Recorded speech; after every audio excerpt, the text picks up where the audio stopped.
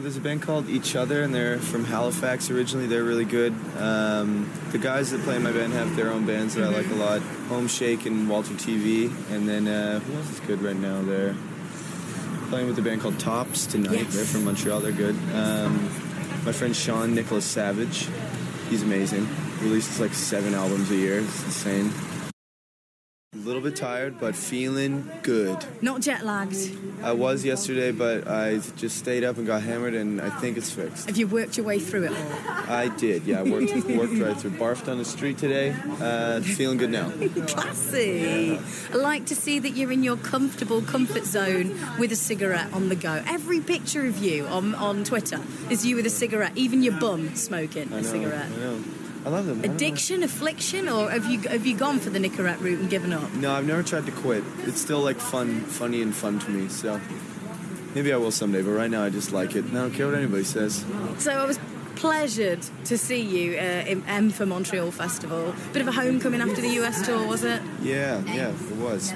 It was kind of weird though, because it was like it was an M for Montreal show, and like I think it was sold out like way before, and like a lot of people from out of town. So I think the real homecoming was at the Silver Door, because all my friends were there, but the M from Montreal was kind of like, what's up, Montreal, we're back. It was cool, though. The Silver Door was rad. I mean, we have a venue in Salford called Sway's Records Fura Bunker, and there was a party there, similar kind of thing. Yeah. I mean, do you think these after dark, cool, not necessarily hipster, but edgy places where you can truly be creative are the lifeblood of a city's music scene?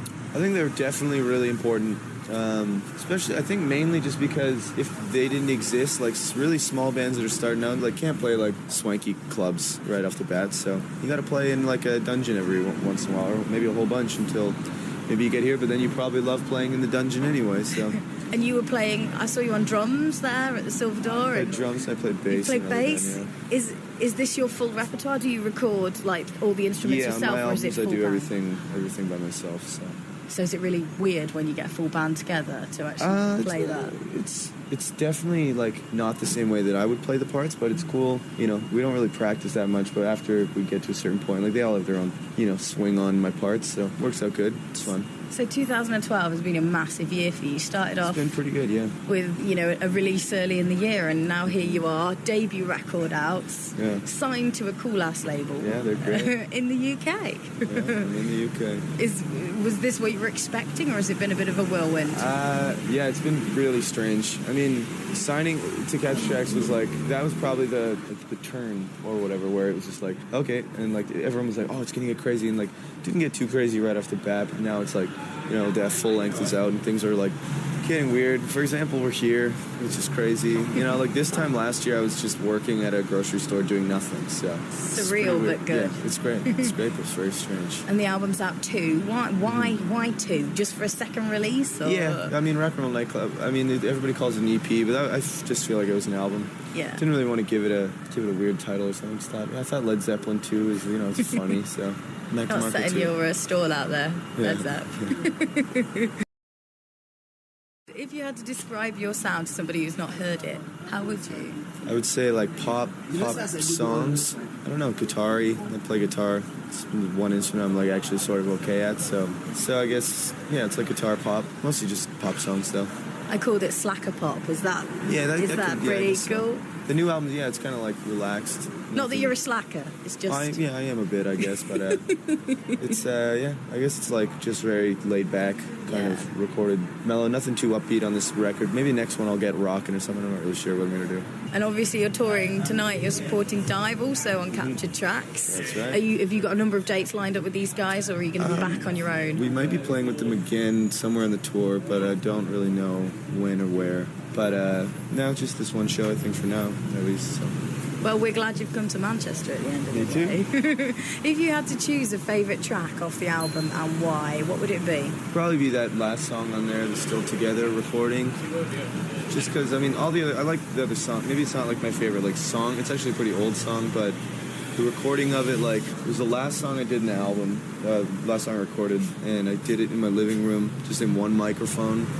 And my girlfriend was sitting behind me, kind of just, surfing the web or like knitting or something, and I was singing it, and then I realized after I finished the take that she had fallen asleep. So I woke her up, and it's all on the recording, you can hear it. And and then I listened back, and I was like, oh, I'm singing so flat. And then I listened to the end, and I was like, okay, yeah, that's fine. I'll just keep this one. So it's good memory for me. Your girlfriend seems to have a pivotal role. I mean, she was on your back.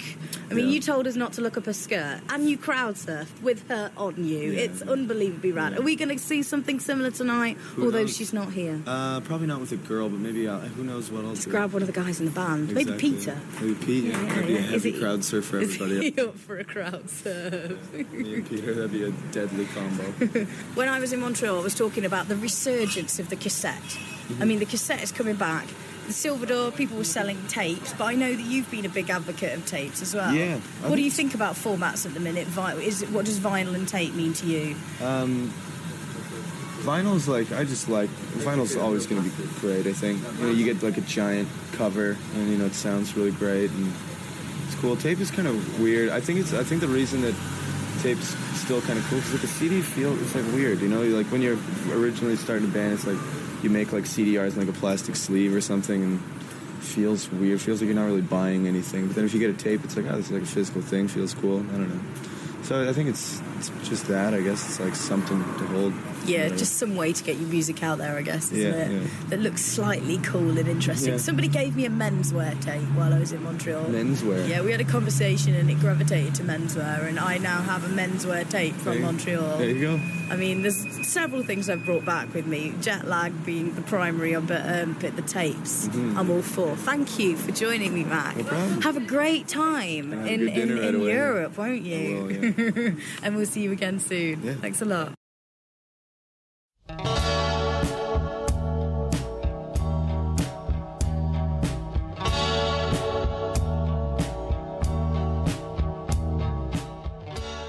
En av de som har fått mest buzz rundt seg i 2012 er kanadiske Mac DeMarco. Til tross for dette tror han selv at 2013 blir det virkelig store året. Yeah, I guess, I don't know. It's like a lot of stuff's happening now, I think, because the album, like the full-length album just came out. And I don't know, yeah, I guess the year was pretty busy. It was busier than most of the years I've had before, but I think this, like 2013 is going to be like the really crazy year. But 2012, yeah, it's pretty crazy. Hopefully, you know, world doesn't end in December or something like it's supposed to, you know. Mac DeMarco har gitt ut 2 album på Capture Tracks i år, noe han selv synes er en fin arbeidsmengde. Yeah, I had the first one was recorded pretty much already, and then I signed to Capture Tracks. So, I mean, I hadn't made an album in a long time before I made the first one, and then they signed me, and then, you know, being on the label, I wanted to put something else out pretty quick. So, I don't know, with them there being like, oh, we want more stuff, I think I'll probably work faster or something, make more albums. But yeah, I don't know, it didn't seem like, a lot of people are like, 2 albums a year, are you crazy? But it doesn't seem that weird to me, I guess. Mac DeMarco er et nok så ferskt tilskudd til Capture Tracksens stall, og har kanskje la signering med de til både sitt gamle band Makeout Videotape og en ung fyr som heter Case fra Kentucky. I was touring with Makeout Videotape like maybe 2 or 3 years ago in the States, and we played in Lexington, Kentucky, at this skateboard park. And there was a kid named Case there, and he played with us, and we became friends, and it was really cool. And then like a couple years down, like this year, he was in New York working at Mike Sniper, who runs Capture Tracks. He runs a record store as well in Brooklyn. And Case, this kid who I'd played with, somehow was working at his record store, and I put the Rock and Roll Nightclub stuff on Bandcamp. And Case was playing it in the store when Mike came in one day, and Mike was like, what the fuck is this? What is this? And Case was like, oh, it's this dude from Canada that I know. And the next thing I know, I get an email from Mike. So I guess, you know, I mean, it's not that Mike heard any of the old stuff before. Maybe he had, but I don't know. I wasn't interested. I don't really know. But yeah, I guess it was from like touring, you know, it was a benefit of that, like a product of it. So very grateful old Case, I'll tell you.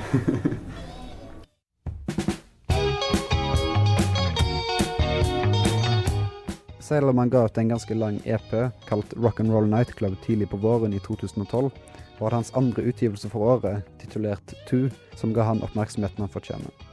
Yeah, I mean, it's still only like, I guess it's been out for a little while now, but I think, yeah, people like it, it's cool. I mean, the first one, people were kind of like, what the fuck is this? This is so weird with like the lipstick and shit, and people didn't really know what to think, but I think it's like the second album is more like what I was doing before the first Makeup one, so I don't know, the makeup shit kind of drove me insane, so I thought it was probably a good idea now that like a lot of like, you know, way more people are, you know, listening to my music, that I show them, no, I don't wear lipstick or high heels, like I'm just a regular guy, you know, so it's kind of like going backwards for me, but it's cool. Mac DeMarco på plata og Mac DeMarco på en konsertscene er to svært forskjellige sider av det DeMarco selv er ute etter. On the record, it's all me. I play all the instruments and sing and yada yada yada. And then I teach the guys the parts, and you know, I give them, like, I mean, it's like I'm kind of like, okay, here's how it sort of goes, whatever. And then because we don't really sound like the record sounds live, because we kind of, you know, we play the song so many times and they become like a weird, different thing. So I mean, I'm not really very strict where it's like play this part. You know, it's like do whatever you want as long as the song like sort of follows the same idea. So I guess it's like we're a lot. There's like a band part of it. And there's a recording part of it. Nå er 2012 snart over for oss alle, inkludert Mac DeMarco. Og planene hans for det kommende året følger omtrent samme mønster som 2012. I'm going to try and do pretty much the same thing, where it's like an EP in the spring and then another album in the late summer or the fall. But, you know, I want to like keep making music constantly, keep people interested, like keep being able to play fun shows and tour and support myself and stuff. So it's kind of different. I've been like playing shows and been in funny bands since I was 15 or 16, but I actually started like writing and recording songs that I like was, you know, I guess like proud of and like willing to show people when I was probably when I was 18 or so in Edmonton, and then got really serious when I was living in this place called a city called Vancouver. And from there I just kind of started playing shows a lot and haven't really stopped since. So there you go. You live in Montreal at the moment. I'm actually living in Brooklyn now. It's only been for about 4 months or so. How different is Brooklyn to Montreal, the music scene? It's crazy down here. I mean, the Montreal music scene was like kind of okay. I never really felt like I fit in. I didn't like it that much. But the New York one is like, it's insane, you know, because there's so many scenes. There's like scenes on scenes on scenes, millions of bands, and like billions of really good bands. And then that aside, like every band out there plays New York all the time. So it's like, it's a really insane place to live. And I mean, it's hard because there's so much to go see. But, you know, like for example, trying to sit at home for like a month and make an album where it's like, oh, but I could go to this show. Oh, I could go to that show. Oh, I really want to see this guy. So it's crazy. It's exciting. I feel excited to live here, which I haven't felt about a place in a long time. So. How long did you live in Montreal? About 3 years or something. There's a lot of cool stuff going on in Montreal, but I just always felt a little out of place there. It's not real. I could never really, you know, find my kind of people very easily. Weird. I never really, you know, there were a couple bands that I was pretty into, but like none of the bands I was like really. I lived there because it was really cheap. Before I moved there, it was so enticing. Whenever we toured there, the shows were amazing. It was like really crazy. Then as soon as I moved there, it seemed like that had just dissipated or something. So it was a little bit disappointing, but cynical guy. I don't really know. Montreal, like, it's weird. Vancouver, a lot of the bands I ran with in Vancouver were like, they were doing their thing, and they were going on tour, and they were having a great time. They didn't really give a fuck about, you know, anything else but that. In Montreal, there's a lot of bands where, I mean, it's healthy in different ways. In Vancouver, it's just self-sufficient. In Montreal, everybody wants, you know, they want to get the Pitchfork review. Yeah. They want to get on, like, the blog, like, you know, it's like Grimes, like cut and copy Grimes girls. Like you go into coffee shops and you see girls with like green hair working on Ableton. It's like, what the fuck is going on here? You know, people are like doing it. A lot of people are doing it in Montreal for the wrong reason. Embarrassing, sort of. But you know, it's just me. I mean, they can do whatever they want. I mean, I'm trying to finish up the next album before Saturday. Once I get on the plane, I'm sure I'll be like, okay, it's time for tour. Should be in April if I can get it all wrapped up by Saturday. So it's going to be called Salad Days. This one is, it's different, but it's not, I mean, Rock and Roll Nightclub and 2 are very, like, they're immediately very different. This one sounds more along the lines of, like, the way my music sounds on 2, but I consider it pretty different. I mean, it's, you know, well, I'll see how people feel about it when it actually, you know, people start hearing it, but it's a lot different than 2, but it's, you know, along the same musical guideline. It's kind of, I think it's kind of got a laid-back vibe. Like, I kept trying to write, you know, a song like Freaking Out the Neighbors, some kind of little upbeat. I was like, yeah, it'd be fun to play it live. You know, I want to write something that'll be fun to play live. But I never ended up writing one like that, so I don't know. There's a couple that'll be, you know, probably fun on the stage, but a lot of them, I don't really know how we're going to present them. So it's like they're a lot, you know, it's slower. A lot of the songs I wrote on a piano, so it's like a little different. It's like just trying new things, you know? You recently released a fantastic song called Young Blood. It's true. Can we expect something like that on the next album? It's not going to be like that, no. I'm afraid not. So that was just a one-off? Yeah, that song was actually recorded a couple summers ago, 2 summers ago or so. Oh, and okay. It was just me and my friend. We were just joking around, and I just had it. I had it on YouTube for a long time, and then finally Adult Swim wanted to do a single with me, and I was like, oh, I have this song that I never did anything with. Every time I do like a weird song like that, I put it on the internet, and it just turned out they still wanted to use it anyways. I used to have a lot more free time on my hands, so I'd like record some strange song or maybe do a cover and do some dumb video to it and then put it on the internet just to like, you know, have something for some of my friends to look at. Was it inspired by the movie Young Blood with Patrick Swayze? It was. Indeed it was. It was me and my friend John. We were on a kick of watching Patrick Swayze movies. We actually wrote a song called Roadhouse. How would you describe your writing process? Are you always writing music? No. I'm not. Not really. I have a problem sort of with writing on the road. Can't really do it. I never really have the, I don't know. It's like I like to do it quite privately.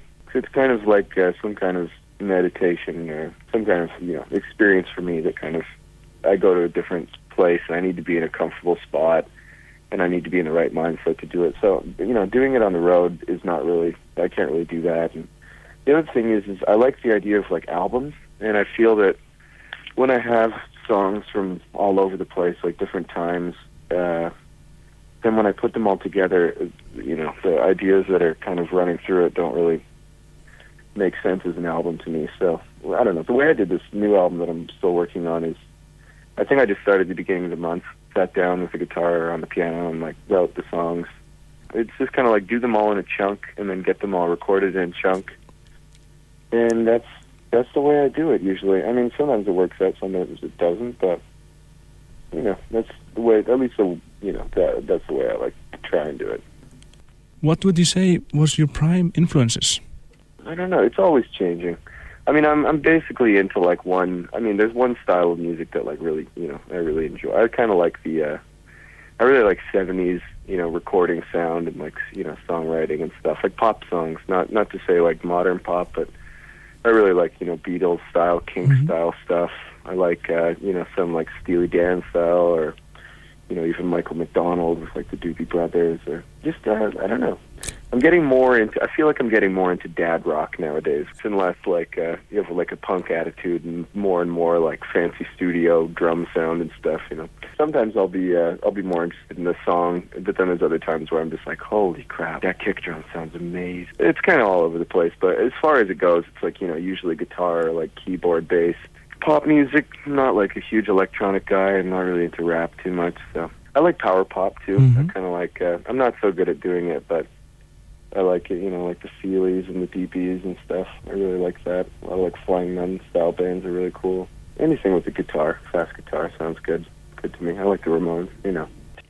Your live set is quite crazy, isn't it? Can be. Yeah. Sometimes, yeah. It depends on like, you know, how long we've been on tour, but if we're generally, you know, excited and if the crowd is excited, then things can go off quite well. I think this next this string of European shows should be pretty high energy because we've been off the road for a while, so it'll be, you know, refreshing to get back on the stage, I guess. So we try to a certain level to represent the songs that are on, you know, the albums, but I don't know. It's from playing them so many times, they've just gone to this like completely different place than the maybe the vibe they are on the recordings. So I think it's, you know, a mixture of me writing the songs and then a lot of like my band bleeds into how the sound is and, you know, how the environment is on the stage. But yeah, we're just trying to have fun. We're trying to make sure everybody else has fun too. You pay money to come see a show, you might as well get your money's worth.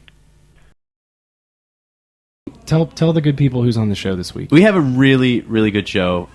We're joined by a musician that I know both Chris and I are very fond of, Mr. Mac DeMarco. Hi.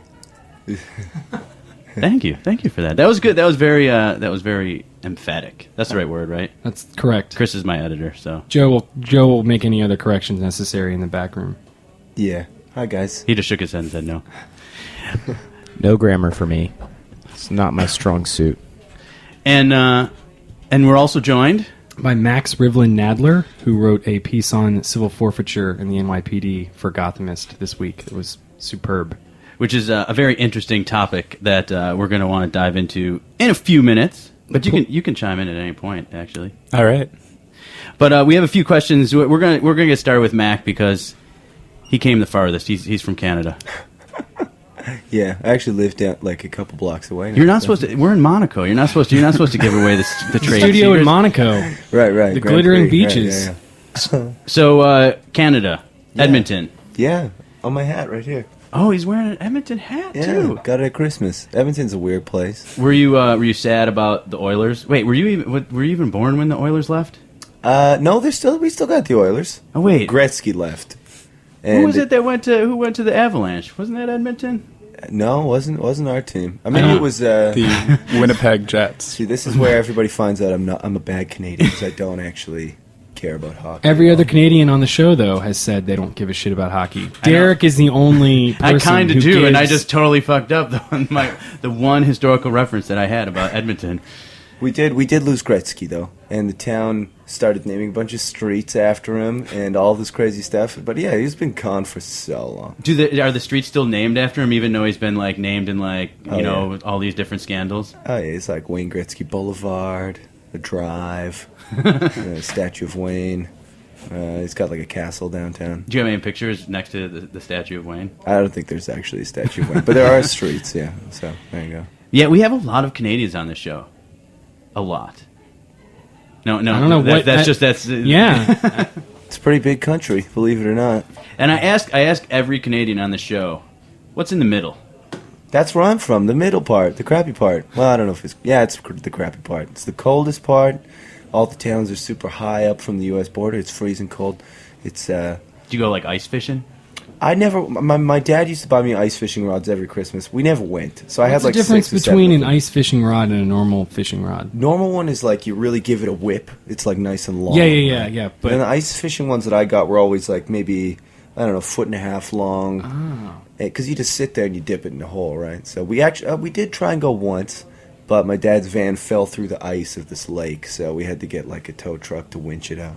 So it was like not a very sweet experience. I was like standing in the cold, 6 or 7 years old for hours. You didn't have one of those those like shed-like things that they bring out? No, we were just... You mean a shed? See, this is...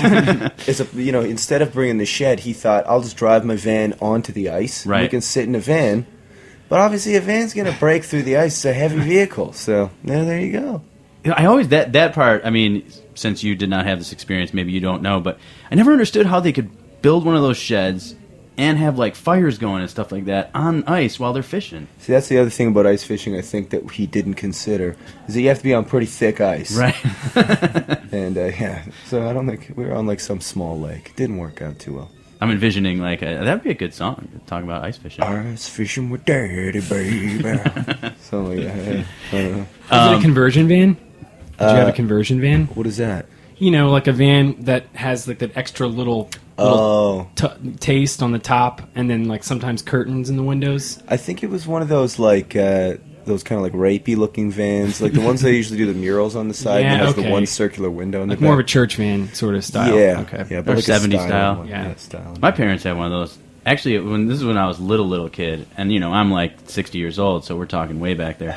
But they had it was a bed in the back, and they used it as a camper too. The Westphalia. Oh yeah. Oh yeah. So okay, you moved from Edmonton. Are you permanently in Brooklyn, or are you just kind of like a transient touring musician? Yeah, I don't really know. I mean, I don't know, because I've lived a bunch of places. I lived in Edmonton, lived in Vancouver, Montreal, and then when I was living in Montreal, we started touring a lot. So in the middle of a tour, I kind of wound up here, and I don't know. I mean, it's probably almost better not to have a permanent location if you're going to be touring so much, right? Yeah. Or, I mean, I have a girlfriend, so it's kind of like I have to, like, not to say leave her somewhere, but she's somewhere while I'm touring. So, I mean, it's nice that she's here because it's, Brooklyn's great. But, so she lives. Is she a resident of Brooklyn, or is she also kind of just? We're both kind of like, yeah, we're Canadian. I hope we don't get kicked out. But like, it's mostly, I think we're pretty settled. Well, I want to ask you that, but is that something kosher to ask on the air? Like, it's fine. We got it set up now. Do you? I got this fancy visa. Got Kira visa too, so we're set. But I've been sneaking across the U.S. border for years and years. So it's gotten tougher though, right? You know what's weird is like, I don't know if it's just the way I look or whatever, but I grew up in Buffalo, so I've traveled across the border many times. The moment I got above the age of 18, 19, get pulled over almost every time. Every time, yeah. I don't know what it is. It's weird. I don't know. They just know. They're pumping through cars all day long. So we somehow, I mean, they think they don't want to catch you for like you're a band. You're coming to make like $25 at a show tonight. Right. It's like, because that's what we were doing back in the day. It's like, making no money. It's like, why would you kick me out of your country? I'm like, just spending money there. I'm losing money. But I don't know. It's they want to catch you for like smuggling in weed or something. Yeah, that's usually what it is. We got our car torn apart one time because they found rolling papers in my friend's backpack, and there was nothing else in the car. But yeah, they still took the time to. Yeah, it's harsh, but we got across a lot. Well, I mean, it was kind of funny. We used to spend all this time getting an American to drive the gear down, then we'd sneak down, delete all the dates off the MySpace page, yada yada yada, and then play to like one person in a basement for like a month. It's like such a hassle. Yeah, they'd always tell you say you're recording or something. Yeah, that exactly. was always so many schemes. I'm glad I'm over that part of my life though. That was so terrible. But it was great. But you tour a ton, though, so it's got to be something that, I mean, do you enjoy that lifestyle? Do you enjoy kind of just, aside from being on the road, like seeing different places? Yeah, it's great. I mean, it's amazing. We just, for example, we were just in, like, Asia and Australia. That was insane. It's getting weirder, because, 2 years ago, I was like, oh, man, I'd love to tour Europe. And now it's like, oh, man, they want us to go back, a fourth time this year. So it's, it's kind of crazy. But you really can't complain about anything like that, because I'm getting paid to travel around. I do like the lifestyle. I think as you do it more and more, you kind of got to be like, maybe I shouldn't drink 35 beers tonight because I did that last night and the night before that. So, but you have someone moderation. Else. Do you have someone else driving you now? Not to bring talk about your rock star status or not. We not in the States. I do all the driving, but in Europe, it's I don't want to drive on the wrong side of the road, something like that. So, or in the UK, I guess. No, I know, because that goes hand in hand with the drinking thing. That was always the big. Whenever we do a trip, or I drove some bands in Europe before.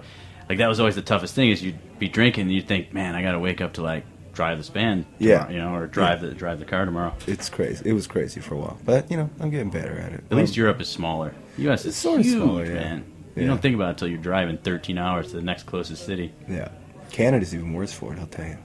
But something nice about those long Canadian trips. That's what I was asking. What is in them? I never figured out what's there yet. So, okay, here's a good question about Canada. Not to pry on Canada, but we know who comes out of Montreal for the most part. We know who comes out of Vancouver. Is there anything coming out of the middle of Canada? Yeah. Well, I mean, the funny thing is by the time most people hear about anything from the middle of Canada, they've already gone to Vancouver or to Montreal. For example, me or my friend Sean Savage, same thing happened to him. People are starting to pick up on him now. I don't know. The way Edmonton always worked was the music scene would kind of build up, and there'd be a couple great bands, and then everybody leaves after. So who's Edmonton's Neil Young? Neil Young, probably Sean Savage. People, he's he's got 15 albums or something in the last 4 years. I don't know, but it's always different because it's for a while people were really into the really poppy Sean thing. Before that, it was the grindcore hardcore band or something. I don't know. It changes a lot, and then they're the real manly rock and roll band. But I don't know. It's kind of a mixed bag. But some things come out of the rough every once in a while. I guess a diamond, right? I don't know. That's the parlance, yeah. Diamond. Yeah. What's it like coming from someplace like that to Brooklyn? I mean, is it just bizarre? I mean, is just too much shit here? I think I took baby steps to a place like Brooklyn. So it's big, little bit of a bigger city, a little bit bigger. And New York is huge and terrifying. But I don't know. At first, when we got here, it was like, oh, but then you realize, whatever. Maybe if I lived actually in Manhattan, I'd still be a little bit freaked out. But Brooklyn's just kind of like, it's a neighborhood. Right. I don't know. So you mind if I ask you about your full name? Yeah, go ahead. Does anyone ever refer to you by your full name? No. I think a lot of people have trouble pronouncing it. I think. Please pronounce it. McBriar. That's a very what is sounds Scottish. Yeah, I think it's Scottish. I honestly don't know. McBriar. Well, here's the funny story. It's McBriar Samuel Lanyon DeMarco. But when I was born, it was Werner Winfield McBriar Smith IV. So I would go by. I mean, that sounds bad. That should be the name of your next album. Werner. My first name was Werner for 5 years. That's so weird. Hey, Werner. So crazy. Vern, I love that. You have childhood memories of being called Werner? Well, that's the thing. Everybody called me Mac anyway because McBriar was still in there. But it was a namesake name, the fourth or whatever. Right. Mom and Dad break up. Mom's like, fuck you, motherfuckers. So, she switched it up. So, do you know that there's the reason why I brought it up is there's a really good ginger ale named Werner's. Really? Yeah. Well, there you go. I'm a Canada Dry, man. I am as well, but Schweppes is okay. It's not that good. I'm a big ginger ale fan. That's like one of my things. Yeah. Derek has no teeth; they're all rotted out. It's disgusting. So I'm going to ask you a few more serious questions. Well, this isn't really serious, but dead serious. So we did this recap of what we assume to be the best music writing of the year on the internet. And one of the things that came up, surprisingly, was the Red Bull story on you. Oh, yeah. Which was really well done. But the one thing that came up was your road rage. Would you say you have road rage? Yeah, I think I get it from my mom. And it's bad here, too. I'll tell you the main problem I have with New York drivers. You get to the stoplight. It's red. You're behind somebody. Light goes green. I guess it's probably everywhere now. Car doesn't go. Why? Texting. They're texting. Texting and killing people, yada, yada, yada. I know all that crap. But it's stopping me from going through the green light, and it's so fucking frustrating. What's funny is I have that issue too, but I also know if you're the person, if you're that front person, even if you're not texting, and you don't go the moment the light turns green, the guy behind you's beeping. Yeah, I kind of love that about here, though, because you can't, it's just okay to honk. I love it. And then you go to other places, and everyone stops at the four-way stop signs, and, they actually come to complete stops, and then you get really angry because you're like, come on, go. How often do you drive? I drive every day. I don't like taking the train too much. No bike? No bike? I don't know. Nothing? I used to have a bike. Yeah. Chris is a big anti-driver. He writes yellow journalism pieces on Gothamist against cars all the time. I just can't, because I almost die every day. And you're right, it's the people who are, putting on eyeliner or texting. Yeah. Or they're a part of their sandwich falls out on their lap and they're digging around for it. That would be me probably. I got into an accident one time ejecting a CD. I looked down, I looked up, and the car in front of me stopped short. What CD was it? It was Faith No More. Oh. I'm old, I told you, man. Don't worry, officer, this is Faith No More CD. This had to be ejected. I still remember the song, too. I don't remember the name of it, but if it came on, I'd be like, memories of getting into an accident. Yeah. And do you have, a worst road rage experience? Have you ever you ever caught the window or something like that? You ever caught yourself being what have I become? What am I doing right now? I don't know. I kind of enjoy doing it. It's a nice outlet for me. So I think I'm just enjoying. Worst road rage. Yeah, I don't really know. It happens so often. It's hard to pick something out, I guess. And for really, very silly, small things. It's just kind of. I had a kind of interesting situation not too long ago. It was a couple months ago. It was still sunny, if not summer, and we were driving, and my girlfriend, I didn't have sunglasses. It was sunny, so she's like, "Here, wear mine." So I'm wearing these big girl sunglasses, and then this guy cut me off to the point where we almost got in an accident, and I started yelling at him to the point where I opened the door because we were at a stoplight. Opened the door, got out, was screaming at him, whoa, and then realized that I was wearing my girlfriend's sunglasses as I was doing that. So it kind of, we were laughing about that afterwards, but my girlfriend actually approved of that because he almost got us into an accident. So that's about the only time she ever approved of me getting that angry. Well, you really showed him. I don't think I've ever stepped out of the car before, but that's good. There's always time. I almost got killed when a couple months ago I was crossing the street and this car comes barreling by, big truck, and the guy's going way too fast in the slow zone. I go "Hey asshole, slow down!" And dude slams on the brakes and stops. And there's that one moment where I'm sure this guy's gonna get out and kill me. Yeah. So just the very like New York drivers, the fact that they are like, not only did I just almost kill that person, and like they cursed me out, like now I'm gonna finish the job. Yeah. So, the other thing I wanted to ask you about that Red Bull article is how much Red Bull did you drink? He didn't bring any Red Bull. I was so confused because, I mean, usually, I don't know. It's not even me that gets the emails for these crazy things anymore, but they were like, this guy from Red Bull's going to come to your house and he's going to stay with you for 2 days. I was like, wow, that's like really strange. Like, what is he going to do? What did the rest of the people at the wallet say about that? They were just kind of like, who is this guy? But I mean, there's always weird people in there, so they were just kind of like, all right. But yeah, I mean, the one thing would assume having a Red Bull person there is that he would bring Red Bull. But I guess he like was just writing for Red Bull, a music academy. Maybe it doesn't have anything to do with the actual beverage. But all in all, it's just a big pain in my ass. So there you go. They send us Red Bull to our office, and it's getting out of hand. I don't know if I should say that on the air because. I'll come take some of that Red Bull. Oh God, please! It's just piling up. This is the part I shouldn't say on the air, but I've been giving it to people at venues. And Joe walks in with the case. Here's the bull. Wow! Finally, the funny thing about Red Bull, see now it should be sponsored by them bastards. So the funny thing about Red Bull is they're like, oh, we've got at Christmas time. They're like, we got a special something special coming for you, and I was like, oh, cool, like. Gonna be like, I don't know, a Christmas present of some sort. You know what the special was? What? The large cans of Red Bull. Nice. The 16-ounce cans. The ones that are hard to find. And gets you extra jacked. That's nice. Kidney stones, man. We used to drink Rockstar all the time, and my friend got a kidney stone while driving. He was a 2 Rockstar can a day man, and eventually it caused calcium buildup in his bladder. It caught up with him. Yeah. Those things hurt. I've heard. Yes. Yeah. As I've heard, one of my roommate had one at the time. He came in, he's like, my stomach hurts really bad, and I was like, it's just gas. And then we took him to the hospital, and it was really a kidney stone. Can you pass those out your urethra? If they're small enough, okay. yes. It's like a little crystal shard. Yes. Yeah. Yes. And if it's not small enough, they zap it with a laser. Well, that's kind of tight. Yeah. I like that. With the laser on the groinal area? Well, I guess they probably have to slice it open to shoot it with a laser. Right? No, I think they just... Over the skin laser beam. I don't know how that works. That's kind of tight. Well, you know, I always thought lasers and eyeballs don't mix, and there's LASIK surgery. Oh, yeah. People do that. Sorry. It's Red Bull. It was Dustin Hessure from the Beach Fossils. Ooh, see? That's the kind of stuff we're bringing together here on Nothing Urgent. Indie rock, baby. Well, we're going to take a slight break. I think there's food waiting for us, possibly. Not for you, listeners. Yes. Well, there is. Maybe they're getting ready to eat. Yeah.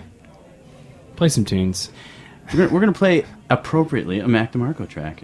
Ode to Viceroy. Viceroy. Viceroy. Yeah, check it. Do you get those sent down from Canada? Do you still smoke Viceroys? I do if I can. Kids get like really hurt when they try to bum a smoke off me and I don't have them, but like I'm not going to get these, like Marlboros are fine. Yeah. You're like, all I've got is Players. Yeah. Those are the only Canadian cigarettes I remember. Players, Du Maurier, Viceroy, Next, Bling Bling, Booyah. Those are some sponsors we need to get next. In preparation of Mac coming down, I almost said Max. In preparation of Mac coming down, we solicited a few questions on the interweb. And as we expected, the Twitter followers were... they let us down. No, I was going to try to come up with a way to pump them up, but... No, they sucked. But there's some good questions. There are some good questions. I'm going to start with something very, very formal.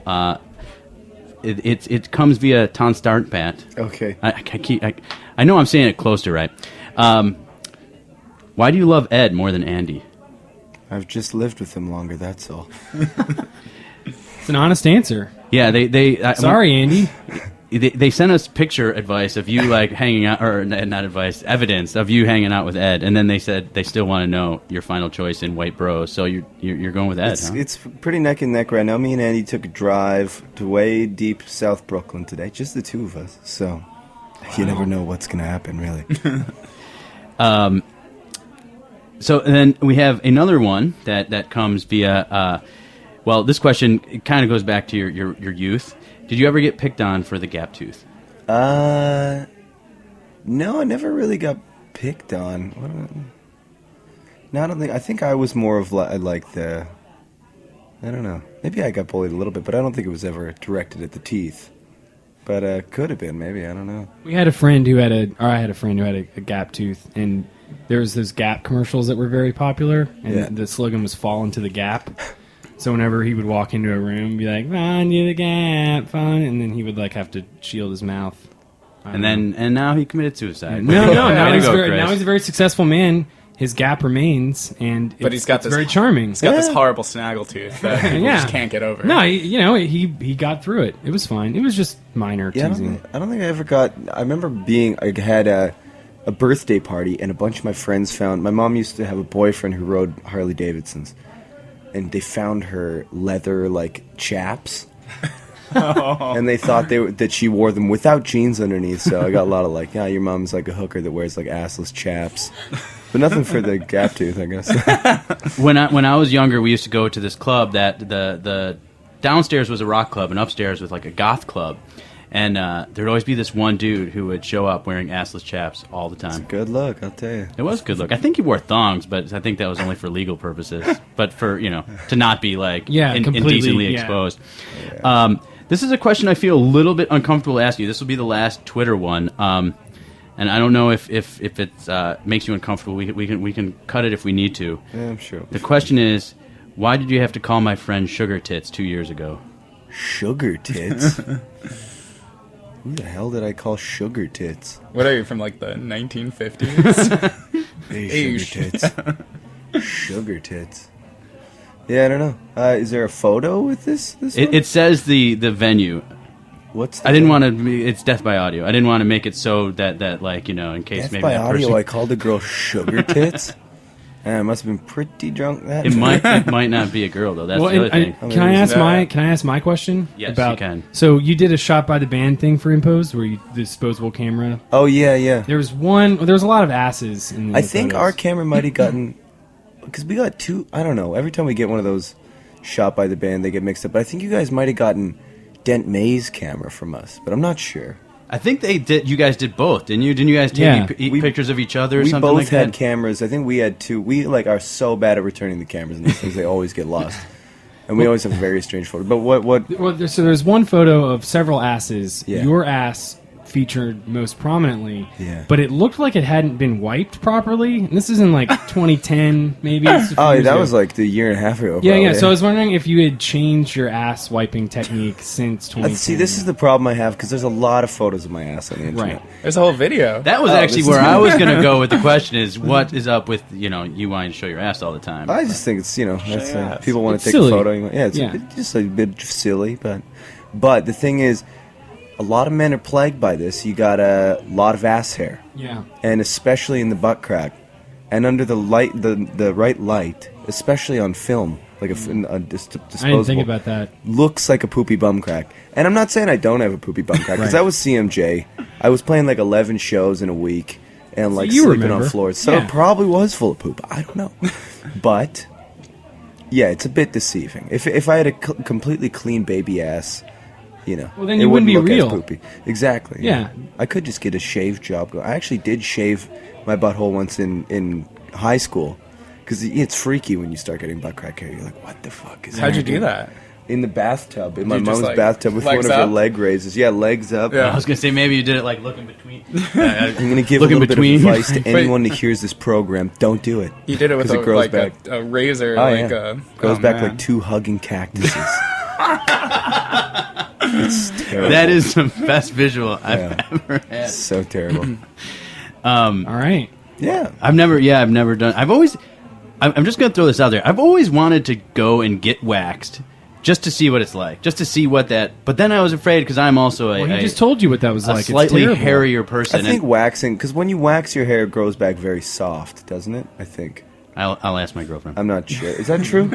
Usually, yeah, better than shaving. Yeah. But my fear is that I'll look like I'm wearing leg hair pants because how far do they go down? At some point it's if you don't stop. I mean, I don't know. Mac, when I describe you to people, and I want you to tell me if this is accurate. Sure. I say he's a mix of Jonathan Richman and Beetlejuice.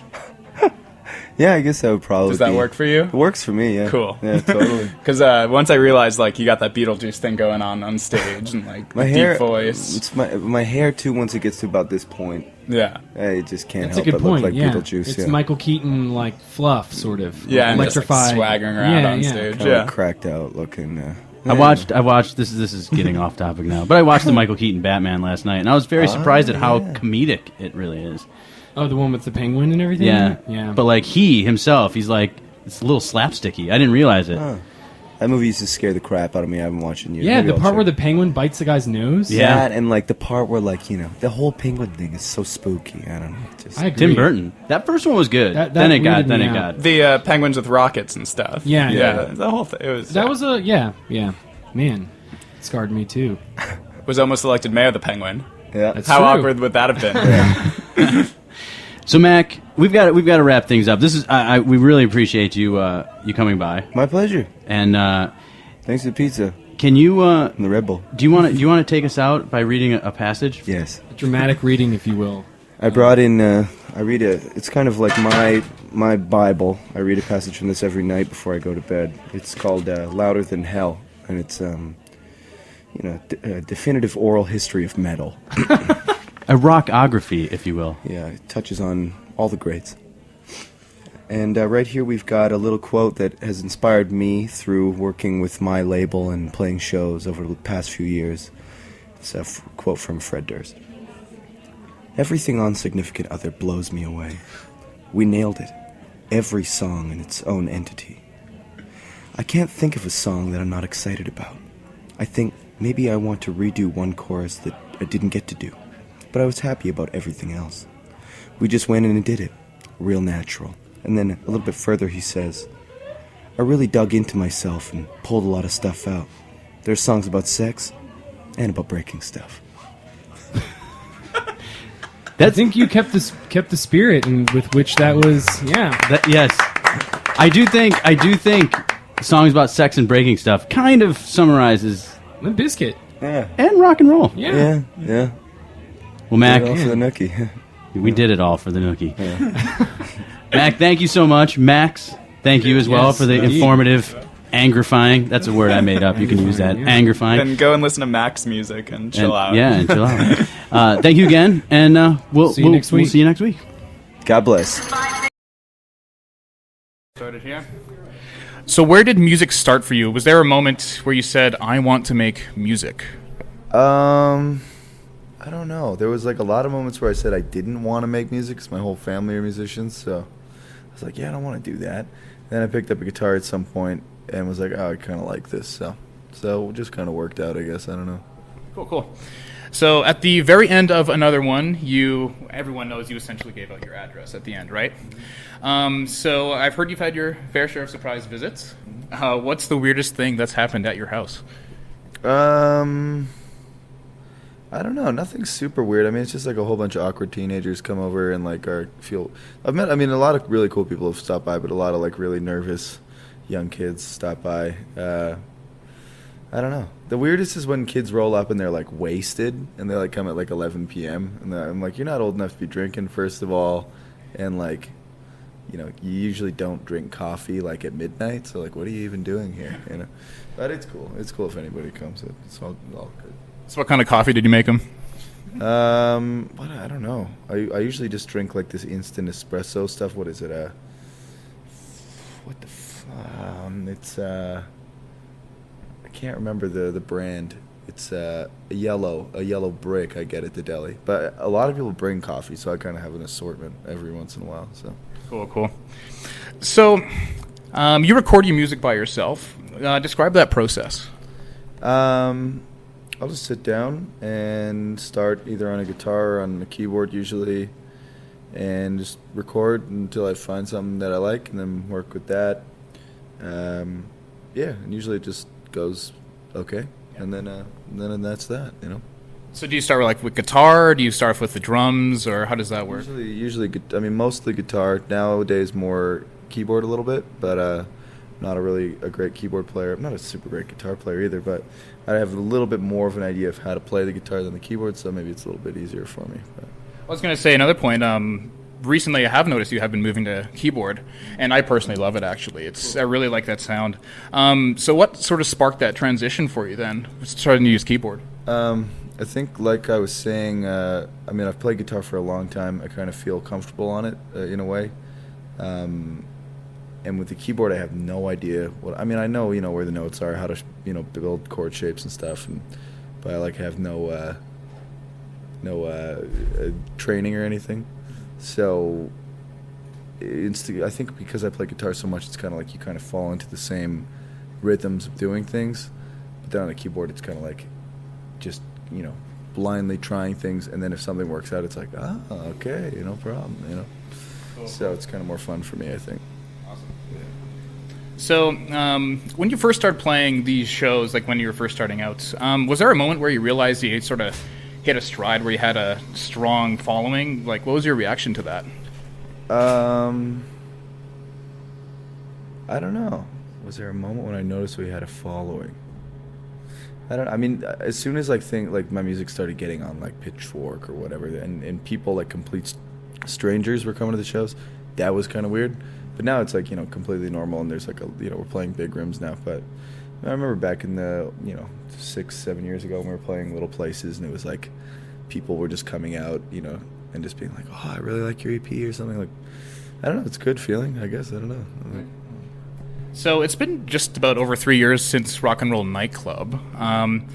That's not a lot of time to gain the popularity you have, I think. So what do you think the process was to get to where you are now? Like, was it pretty rampant, the growth that you had in viewership and listenership, or?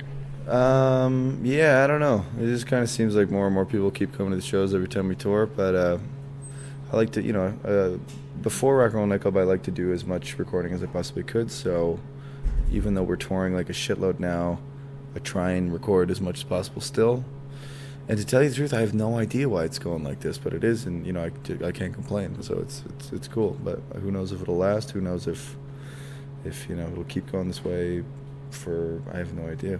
It's cool for now, so I'm happy. I was gonna say, you must be enjoying it for sure, right? Like, it's got to be really interesting and cool. Yeah, it's great. It's amazing. And I never thought I'd be in this, situation. Like, 3-4 years ago, being able to tour weird parts of the world and play like to huge audiences. Like, what?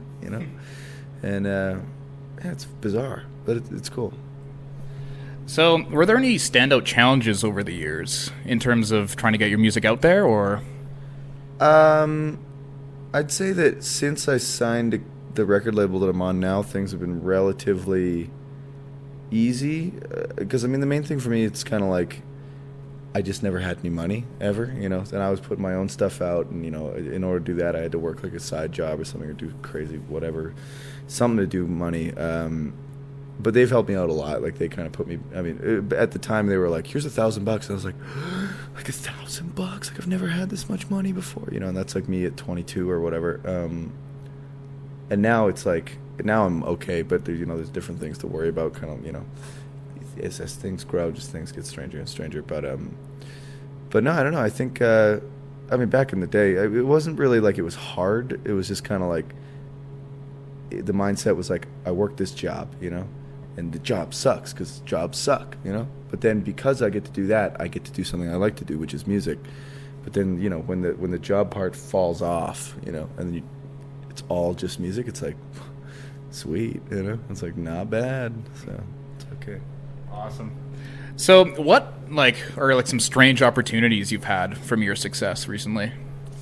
We had breakfast with Jack Black in L.A. last week. That was crazy.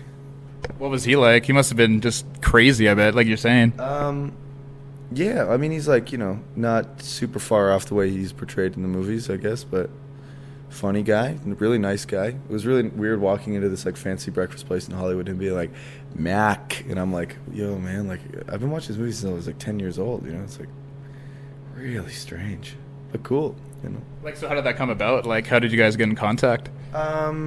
He does a bunch of, producing and stuff, and, he's seen some of our videos, so he just wanted to meet up. It was cool to meet him. I don't know.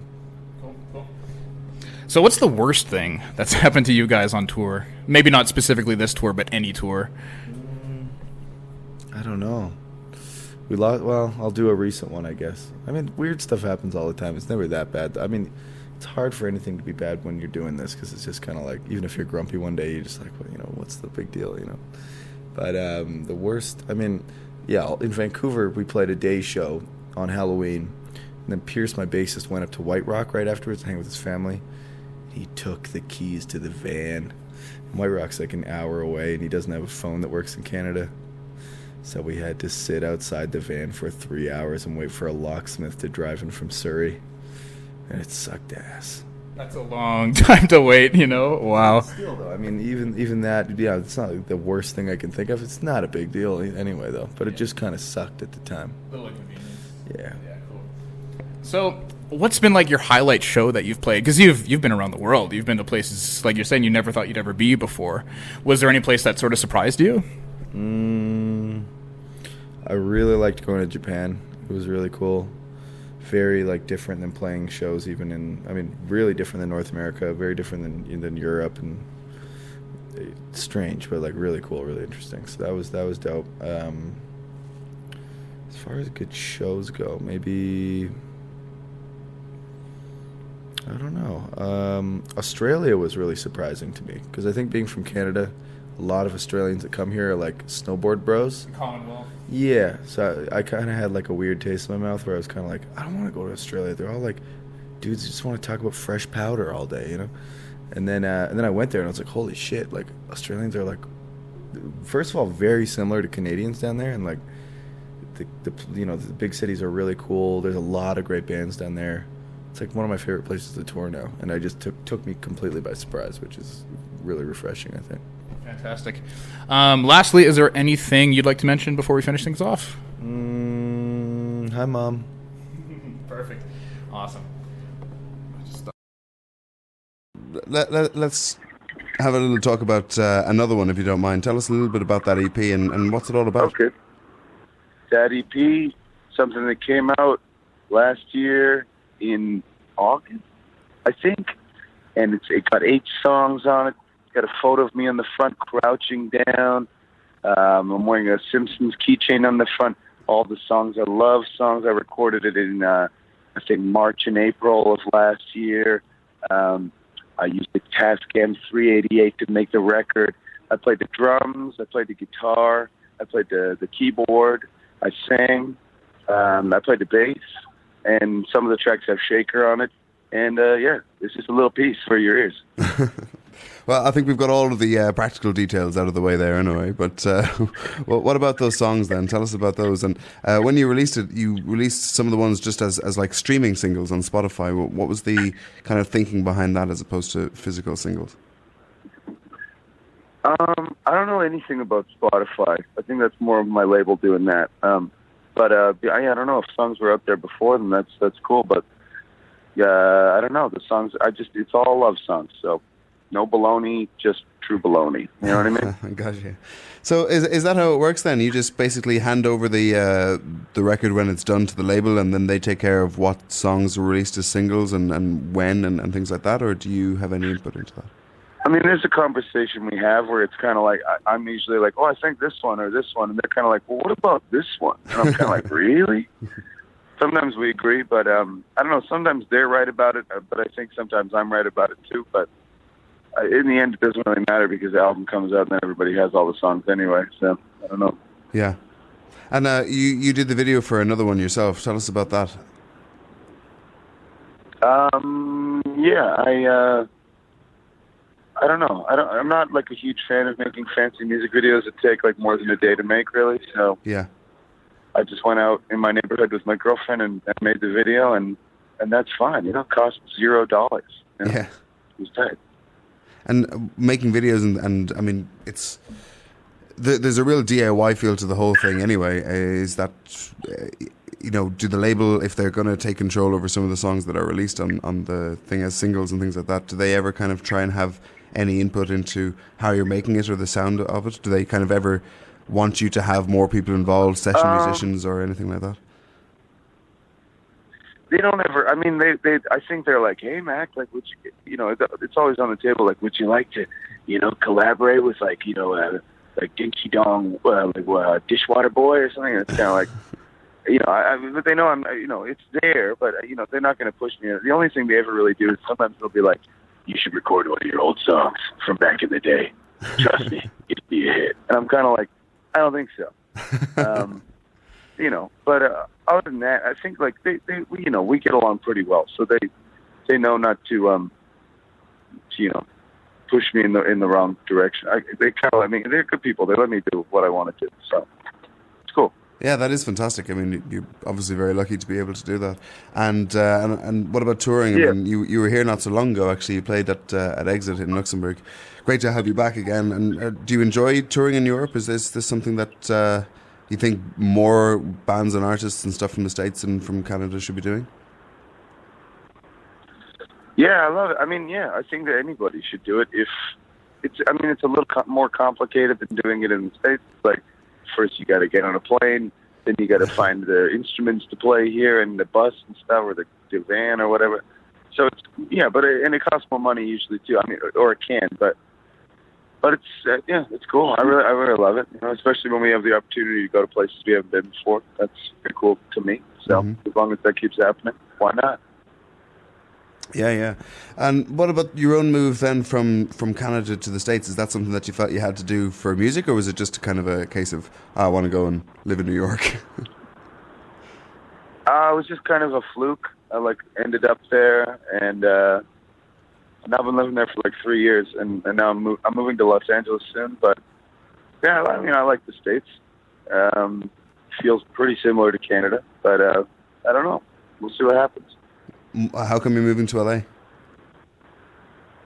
That sweet, sweet sunshine, those bodacious bikini babes, hot beach water, dogs. Yeah, there's a lot of Shih Tzu dogs out in LA, and I'm a huge, huge fan of Shih Tzu.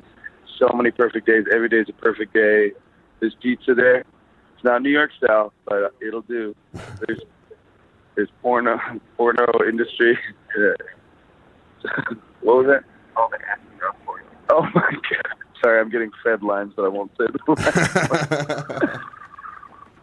lines. So can we expect some Los kind of? Angeles is fun. It should be Cool. So is the next record going to be?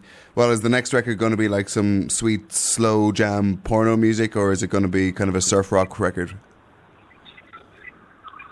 I don't think it'll be surf rock, and it probably won't be porn music either. But I'm not really sure yet. But it'll be, it'll be the one that I make in LA. Every band's got to do it. You got to go west to make that coastal album. So we'll see how it goes. I don't know. Fantastic. Well, best of luck with it, with that move, and of course with the current tour that you're on. I'm sorry I can't stay with you for too much longer, but I'm really looking forward to the gig next week. It should be a great one. Yeah, it's going to be tight. Come say what's up when we roll up. Yeah, absolutely. I'm looking forward. Cool. God bless you. See you later. Thanks, Mike. Have a good day. Bye-bye. This year, when the year started. I think we were in Australia when the year started. Did we go to South America after that or before that? I don't remember. And then I remember there was a chunk where it was my birthday, then Prince died.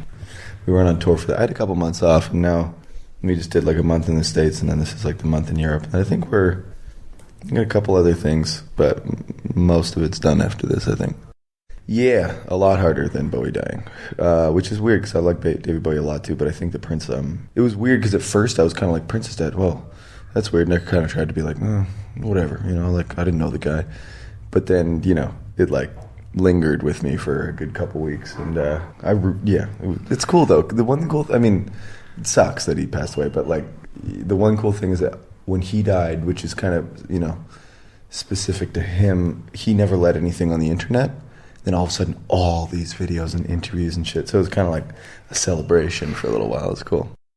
I don't know. It's all kind of on the spot. I don't know where Andy gets a lot of the stuff he says from, but we just kind of, do whatever feels right, I guess. I don't know. Or funny. But I think it's mainly us trying to make each other laugh, and then maybe sometimes the audience laughs, but I think a lot of the time they're just really confused. But it's fun. It's just out of the spirit of fun. Sometimes, yeah, but it's not like we have, there's some things that, we play a lot of the same songs every night, and we, have a similar order and stuff, but I think that's the weirdness of the show is what keeps playing night after night, and, night in, night out. fresh for us. Because if we were just going up and like playing to a track or like to a metronome and like just doing the exact same like carbon copy thing every single day, that would drive us insane, I think. So it's just kind of our way of keeping it fresh, I suppose. There's like a lot of bands where I would go and be like, I don't know. I feel like for especially the kind of music I'm making, it's kind of, I wouldn't, there's something to be said about when people can really play. Like, we're not the kind of band that people go and they're like, I'm here for the musicianship, I mean, in a sense, but it's kind of like we're just playing dumb guitar solos and like, screaming and getting naked and stuff. So it depends. In my experience too, like you were saying, it's kind of like, I go for something more than the music to a show a lot of the time. So if we can give people that, then that's cool.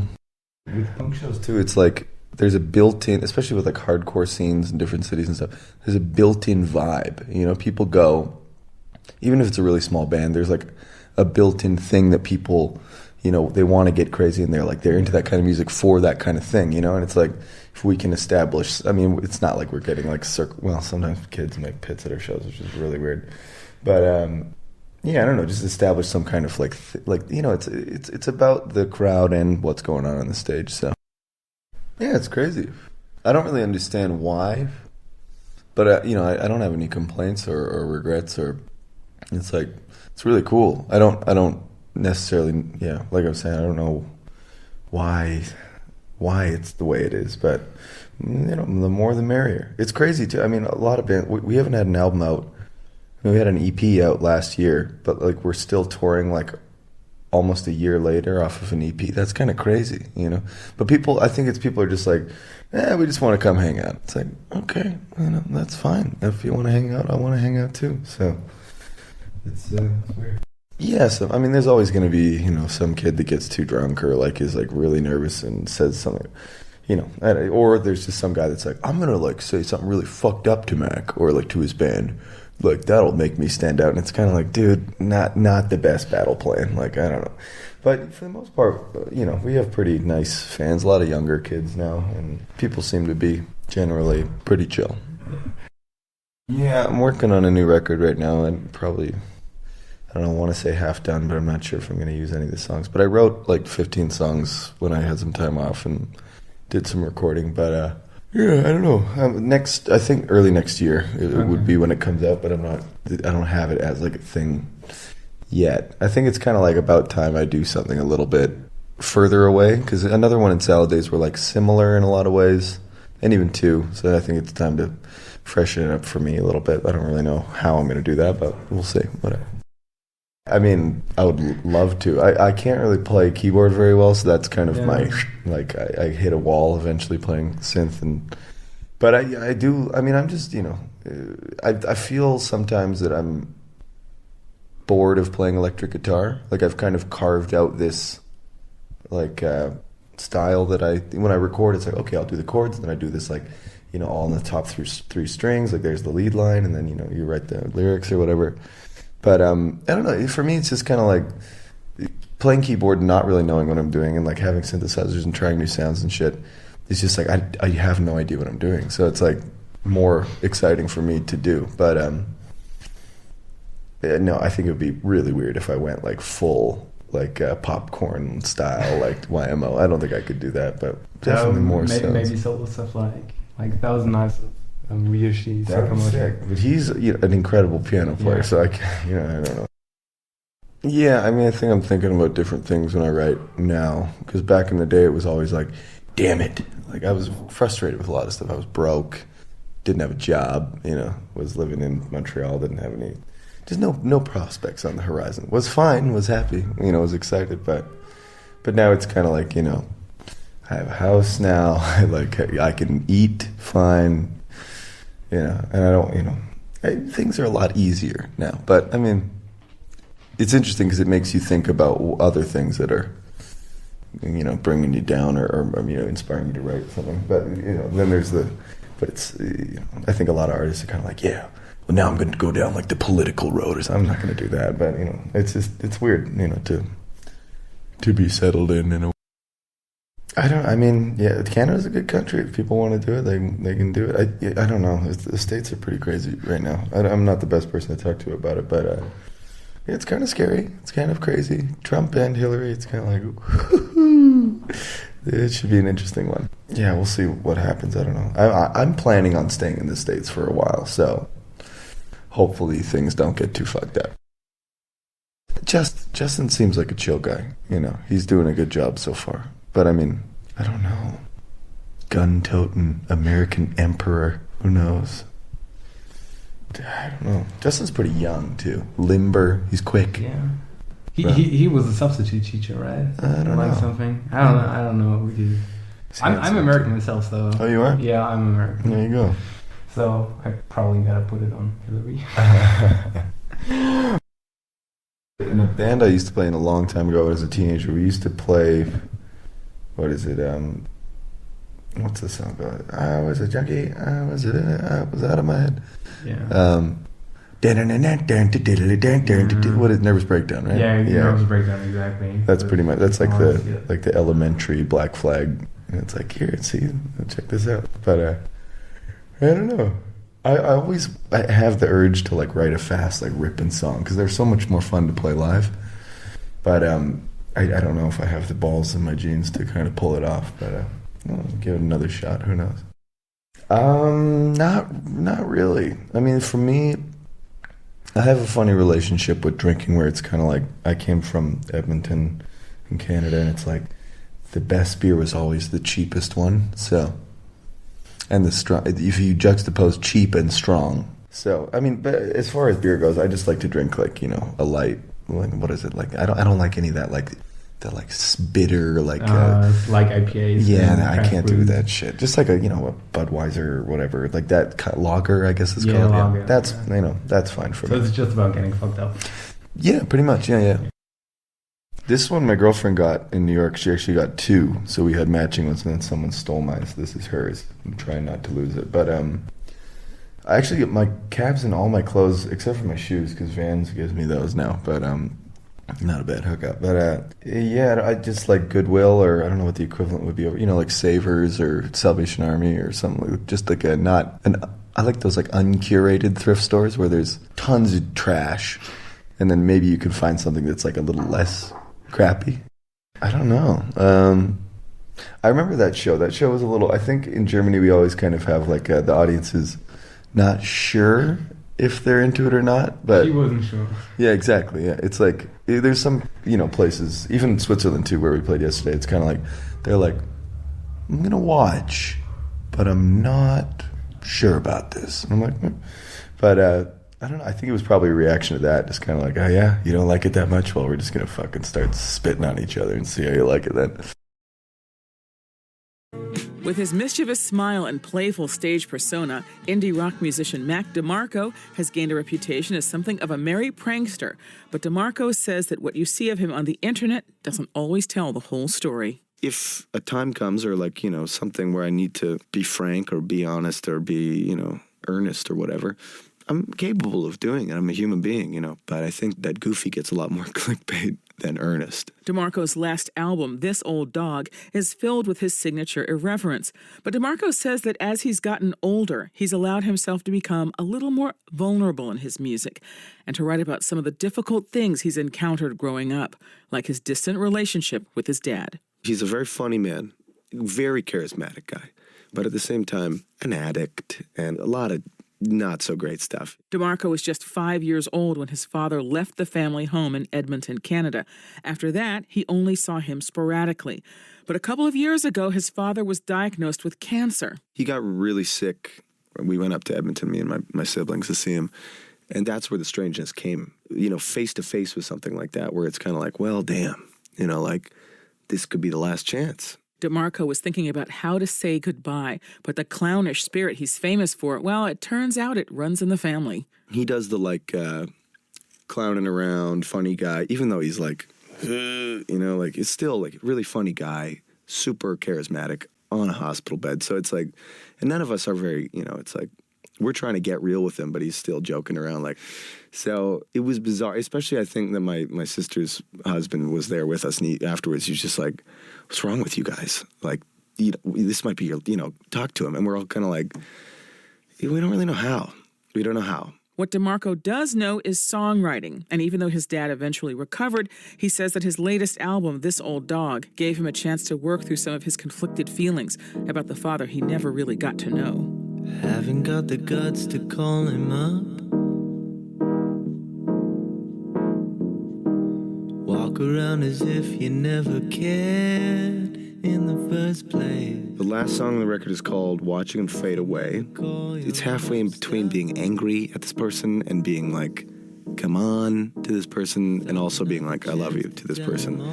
And the other part is just complete confusion, but it is what it is. And even though you barely know each other, it still hurts watching him fade away.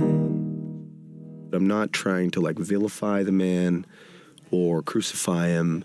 I'm just trying to understand what that connection between two people is supposed to mean. Looks like I'm seeing more of my old man in me. The funniest thing about being alive in general is that you have this idea that, when I get a little bit older, I'm going to understand things better and I'm going to be more comfortable, and maybe some ways, but for me, I just keep getting more confused and more weirded out, and it's like, this is a very strange thing that we're all doing together. It's very bizarre. It can be scary. Growing up is scary. So, I write songs about it. Honey, I cry too. You better believe it. That's indie rocker Mac DeMarco. His album This Old Dog is out now. Heart still beats for you, even though you don't. Drama show, CBC Music. So much more music still to come tonight. This 4-hour commercial-free, algorithm-free, consultant-free musical experience. We have a lot on deck, but I'm really excited that the next person that's going to join us and perform is the one and only Mac DeMarco. That's what you're hearing beneath me. We'll play a song. We'll come back and we'll talk about the feller and his most recent record. It's perfectly titled too. Here comes the cowboy. Nobody. It's Drama Show, CBC Music. This is the most recent from the one and only Mac DeMarco. It's called Nobody, off the album Here Comes the Cowboy. And what a pleasure. Mac DeMarco is in my home right now. Hey, man, how are you? Good. Nice to see you again. God bless you, Strombo. Congratulations on your new record. Thank you. Newish. How you feeling? So drunk still. Are you really interested? Afraid so. Are you, is this like what I'm asking you, is this, do we need to talk about this? Like, is the drunk, is it a problem? Are you okay? Are you healthy? I'm not healthy, but I'm fine. You're fine. Yeah. I'm a big boy now. What was going through your head when you decided to assemble these songs for this record? And when you were the new one, I wanted to make something incredibly polarizing, very dry, a little bit alarming, and maybe a bit jarring as well. Yeah, so I did. You made something, and it worked. Yeah. I like the song. Some of the songs. I like them. I guess I like most of them. I guess I like them all. Maybe. Yeah, they're good songs. You come off so much hype, so much attention. You can't win. No, I mean, I just don't give a rat's ass anymore. When did that happen? I don't know. It is, I feel like last year it's like all of a sudden there's a lot of young kids that treat me like an uncle now, right? Which is great. So, but the thing is, I'm going to act like an uncle now. That's great. Yeah, it's cool. When all those young kids connected to you and connected to that record, were you surprised? No, I mean, I think that especially there's a lot of even like bands now that are, people call it post DeMarco, and that's fine. But I think that the people that they're, or the kids that are doing the thing that is the thing that has become the thing, right? it's like they took like the chorus pedal out of what I did, and maybe like a C chord or maybe a D chord, and like kind of left out all the grit. So I don't really understand, but I don't give a damn, and I am Uncle Mac. Yeah. It's a nice place to be where in relative short order you could impact the way people play music. Yeah, but I don't know. I just think that the world's so crazy right now where it's like I'm not doing anything fresh. It's like, but kids just don't have enough hindsight, right? For anything other than like 2 years ago, where it's like, I don't know. It's weird. It's strange. I'm happy to be what I gotta be, but the internet's fucked a lot of kids' brains up, I'll tell you. Yeah. Sure has. You named your album Here Comes the Cowboy, but based on the first 3 minutes of this conversation, you could have called it The Well-Adjusted Mac DeMarco. There's lots more to get into. This is a beautiful song called On the Square, off the most recent Mac record. You're listening to The Spirit of Radio, The Strombo Show. Such a beautiful song. It's called On the Square from the most recent record from Mac DeMarco, which is called Here Comes the Cowboy. You're listening to The Strombo Show, right here on CBC Music. I am George. I am with Mac DeMarco. He's at my house tonight, the Red House, basically. I've got these lights that are just, well, whatever it is. Before we played the song, we were talking about how people perceive you now and how the internet has helped a lot of children connect with you. And there's some strangeness to it for sure. Uncle Mac is how, in a way, you've been referred to. What are the benefits of this new reality for you? I can support my family. I don't know. I'm really happy, and I'm living my life. But the chill thing seems to have worked. It's a big part of who you are. Is that your wiring? Maybe that's something that people gravitate to, I guess. But I just don't really. I never really thought about what I was doing. I never really thought about trying to do it as part of me being a complete idiot. And I wouldn't want it any other way. I'm happy that it's worked out the way that it has. Right. For me, making music is it's kind of like writing a diary. So, I've been doing it for like 10 years now, and it not that, especially back in the day, nobody gave it a rat's ass. Thinking about that kind of thing and trying to do some kind of thing that in that direction is kind of like, I think that maybe impedes you in a certain way where I'm what I am.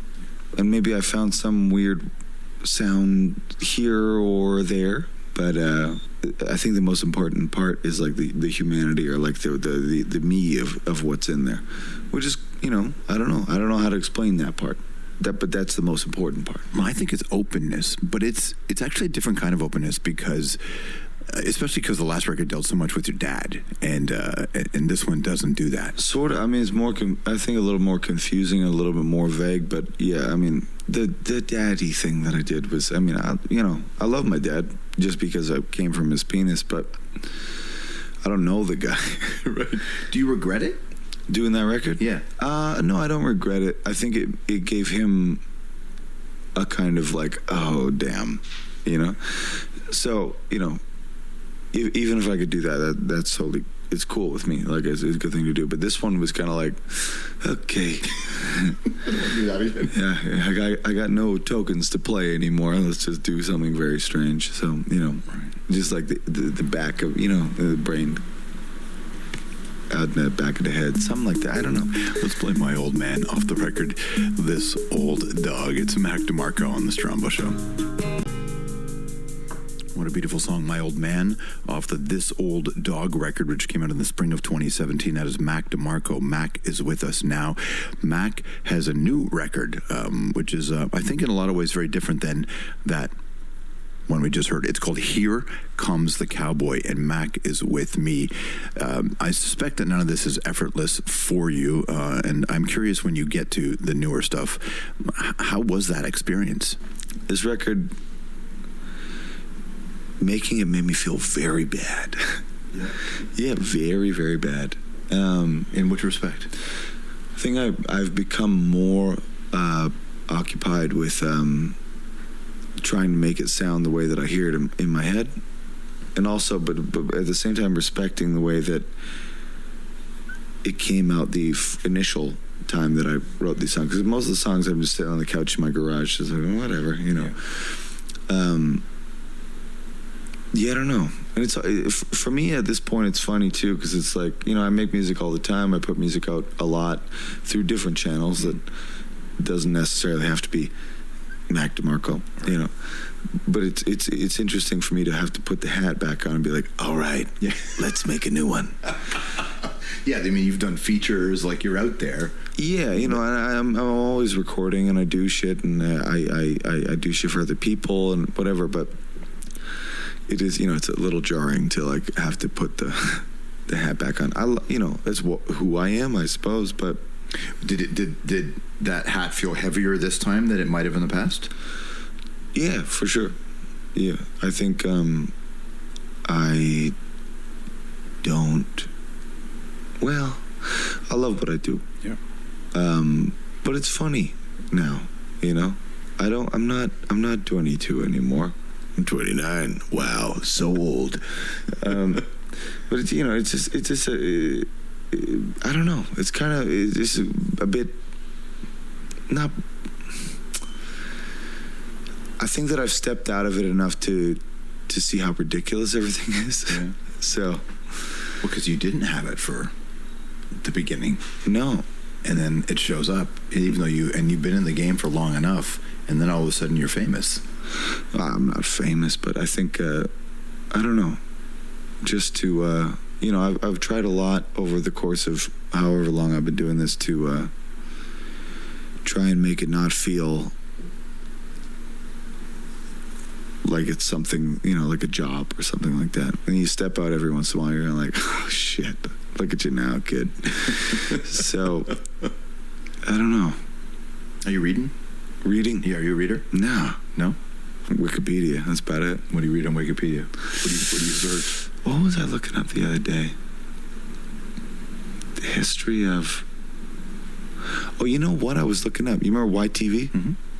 Yeah. Yeah, PJ Phil. Yeah, Fresh Phil, yeah. Fucking sick. Legend. But I went up on the YTV Wikipedia page. There was a, what was it called? Not Captain Planet.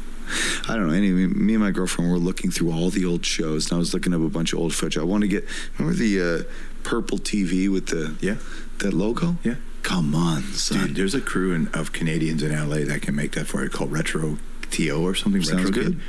Do you know Fresh Phil? Have you met him? Only in my dreams. Do you want me to? He's a musician. Really? Yeah. I actually went to his Twitter page that night too. Yeah. I can connect you with him if you want. Respect. I can do that. I feel like I would love that. That's an easy thing to do. Consider that done. You should get that TV T-shirt. They're few and far between, but if I find one, was it just nostalgia? Was that the reason you were looking back? We were talking about a show. Well, I mean, nostalgia, but we were talking about a specific show. But it's also like, I think just even going and looking at a bunch of, even the commercials and even the programming or whatever, it's like,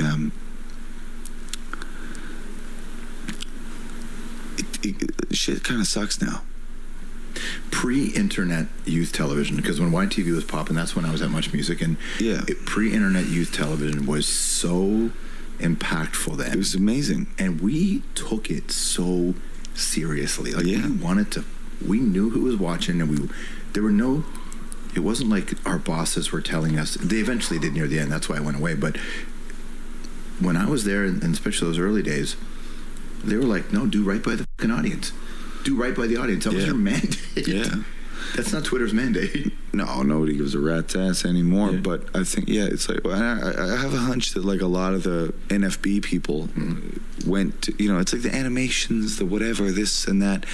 It's like, a thing that just comes and goes as a kid.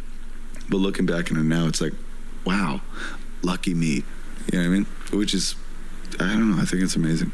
It was quite a time. That's what I read. This is Mac DeMarco, who's hanging out with us at my house today. It's the Strombo Show. You can follow along at Strombo on social media. Let's play another record off Here Comes the Cowboy. This is all of our yesterdays. It's called All of our yesterdays. It's Mac DeMarco off his most recent record, titled Here Comes the Cowboy. That'll be featured prominently on our Stromo Show Hundo when we get to it at the end of the year. But that is months away, and we must remain present. Mac DeMarco is hanging out with us tonight in my house, and I'm grateful for it. So we were talking during the song, you don't, and before, you're not reading books or poetry necessarily, and because what with all the Wikipedia out there, but what keeps you moving? You know, what made you curious when you were a kid? How did you move forward? No, I don't really do it. I've been doing. I'll tell you. When I was a kid, I got into computer programming. You remember that movie Office Space? Of course. So I saw this movie. It's amazing. I went, wow. Totally missed the point of the movie. I was like, yeah, I want to work in a cubicle. You know, but I like, you know, I was a little computer programmer kid growing up, Windows 98 or whatever.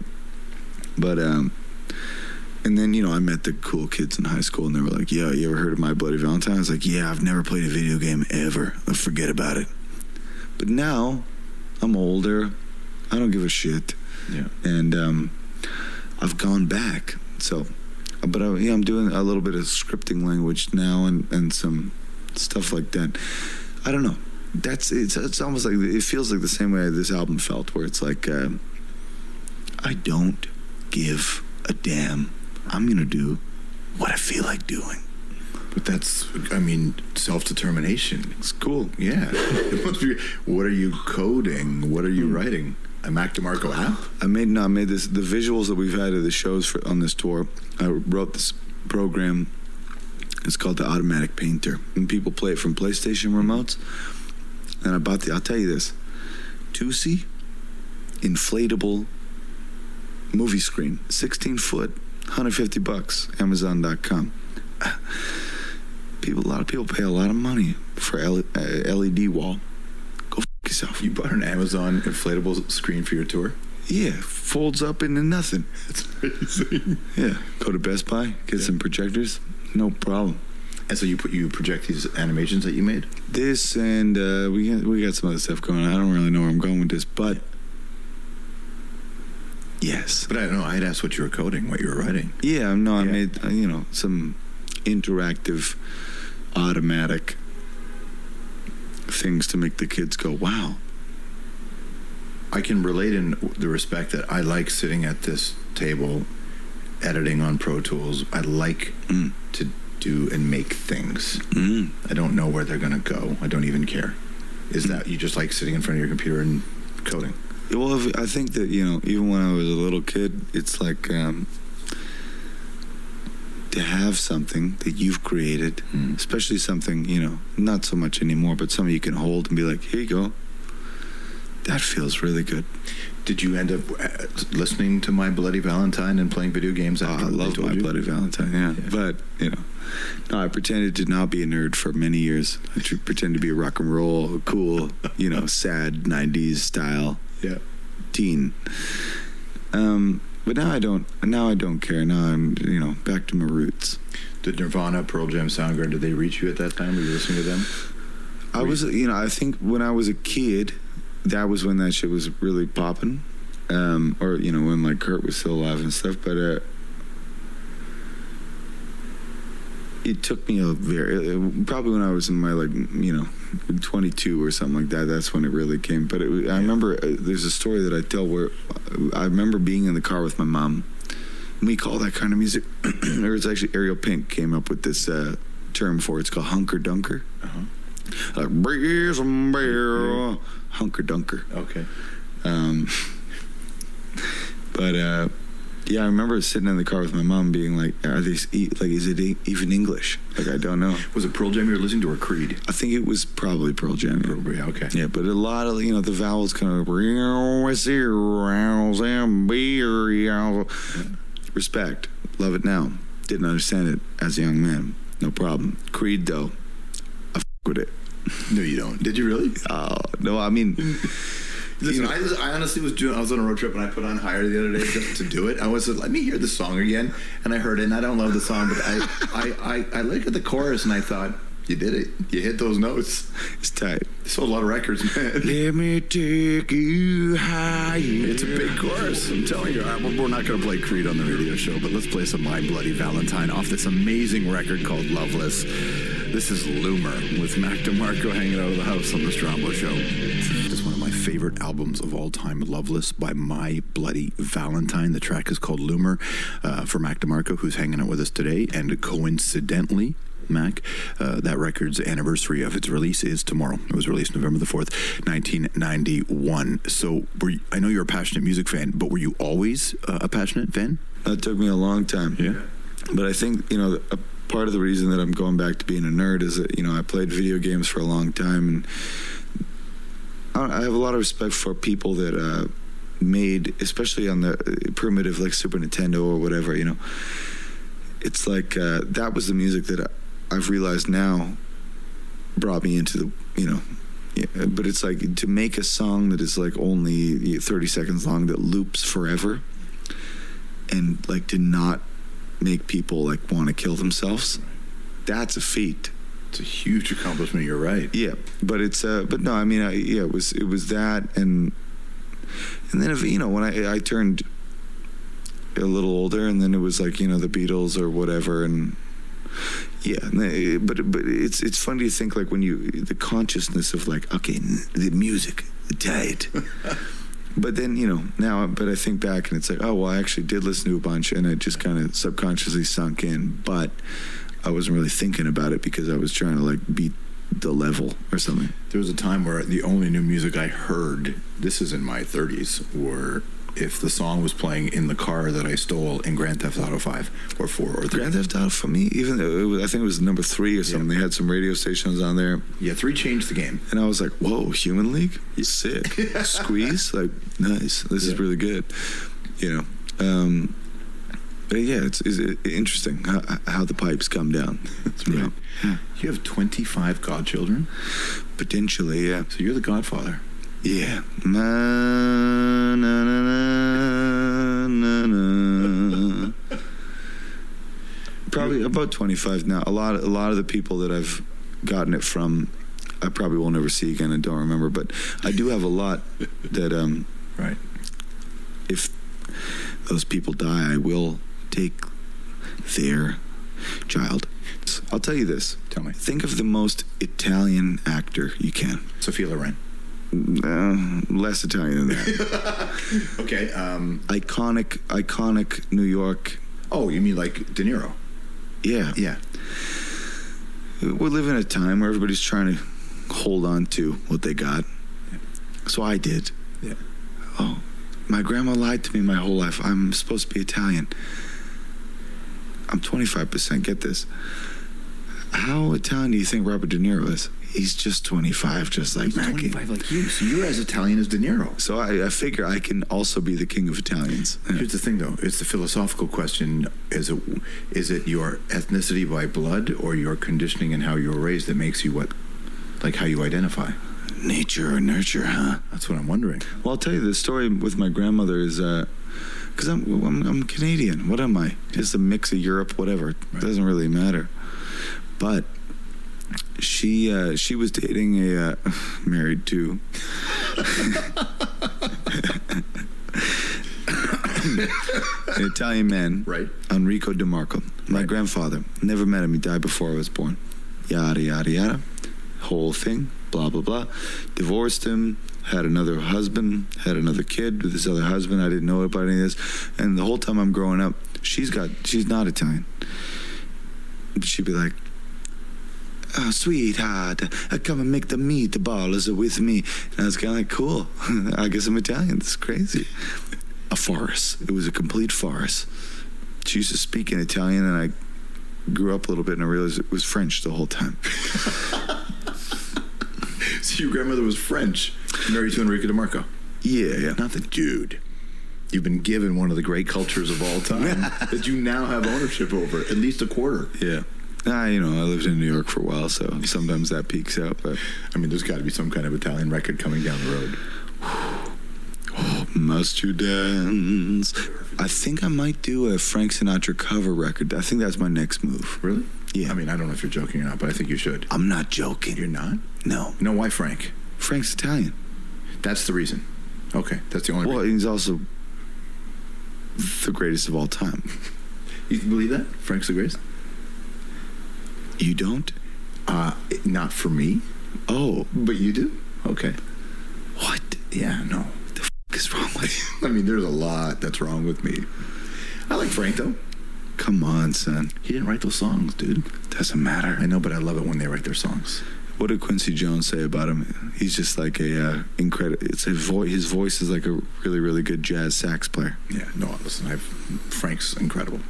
He is the greatest. He's the greatest. That's going to be an easy record to make for you then, isn't it? Yeah, I'll download all the MIDI off the internet and just sing. And people are like, well, you don't sound that much like Frank, but we don't really care. And I'll be like, all right, cool, see you later. You're like, I'm a quarter Italian. That's what the record should be called. Quarter Italian. Quarter Italian, 100% Frank is a perfect title. This is Mac DeMarco. You are here. You have a guitar in your hand, so shall we do something with that? Okay, let's do a song. Gonna do a song which is a song that is a love song, which is for my sweetheart back home. I'll tell you the story. She was pissed off at me one day. She's always pissed off at me because I'm a fucking idiot. And I wrote her this sweet song, and I was like, come listen. And she wouldn't even do it. She was really pissed. Yeah. Then I finally showed it to her. And she was less pissed, I suppose, yeah. Did she get emotional? No. Did you expect it? Yes. It's a cute song. Kind of Paul McCartney ripoff. Here we go.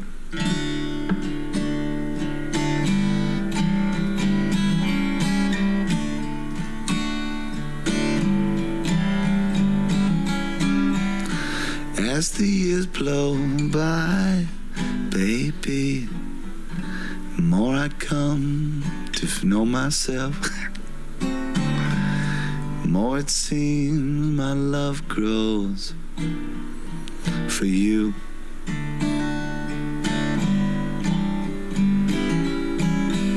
Surely I'd be dead, baby, had I gone with someone else. This and more my love's owed to you. Okay. Anytime it feels as though my love has gone away. Okay. Settle down, turn around, take this song, let it play.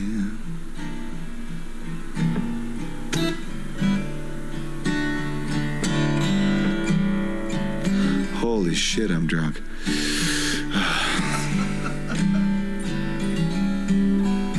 Got to know your heart, baby. Still so much for me to learn. And as I do, some stays with you. There we go.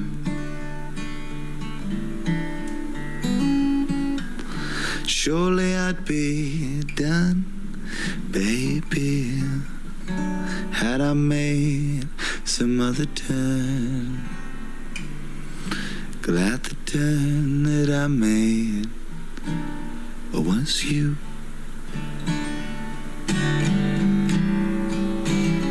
Okay.